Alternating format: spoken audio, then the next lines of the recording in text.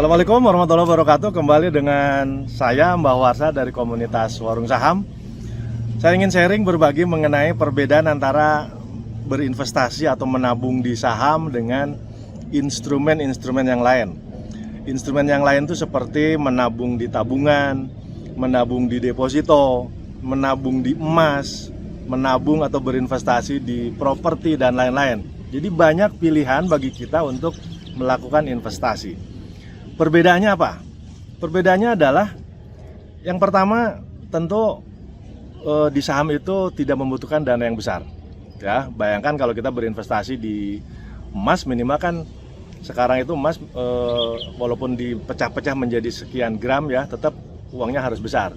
Apalagi misalkan berinvestasinya di deposito, itu kan ada minimumnya. Apalagi di tanah gitu ya, di properti itu kan harus ratusan juta. Kalau di saham itu bisa mulai dari hanya 100.000. Itu yang pertama. Yang kedua, di saham itu bisa dilakukan oleh siapa saja tanpa mengenal latar belakang pendidikan. Jadi nggak perlu repot-repot ya, karena kita cukup mengetahui bagaimana caranya memilih-milih saham yang bagus. Yang ketiga, perbedaannya adalah kalau di saham kita memiliki katakanlah aset ya di saham, misalkan 100 juta gitu kan. Sedangkan kita butuh keperluan mendadak 1 juta.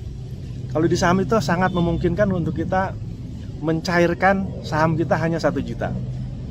Bandingkan kalau kita misalkan di deposito. Deposito kan harus dicairkan seluruhnya ya.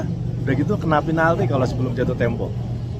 Apalagi kalau kita misalkan asetnya dalam bentuk properti, tanah, nggak mungkin kan kita hanya potong-potong sekian meter untuk dijual.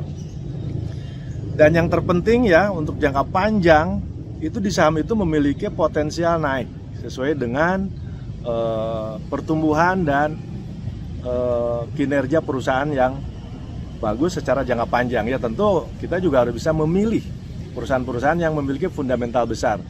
Dulu yang namanya Bank BCA itu harga sahamnya cuman ratusan rupiah, sekarang udah puluhan ribu rupiah. Artinya kan sudah sekian ribu persen naiknya. Dulu yang namanya Bank BRI, yang namanya hampir seluruh perusahaan-perusahaan besar yang diperdagangkan sahamnya di pasar modal, dulu harganya kecil. Nah sekarang sudah meningkat setelah sekian lama. Kenapa? Karena memang mereka mempunyai kinerja yang bagus, fundamental yang bagus. Nah untuk itu kita mengajak, karena ini merupakan program pemerintah ya, Yuk Nabung Saham yang dimulai dari tahun 2015. Mudah-mudahan semakin banyak masyarakat yang melek saham dan memulai berinvestasi di saham. Salam sukses buat kita semua, salam Warung Saham.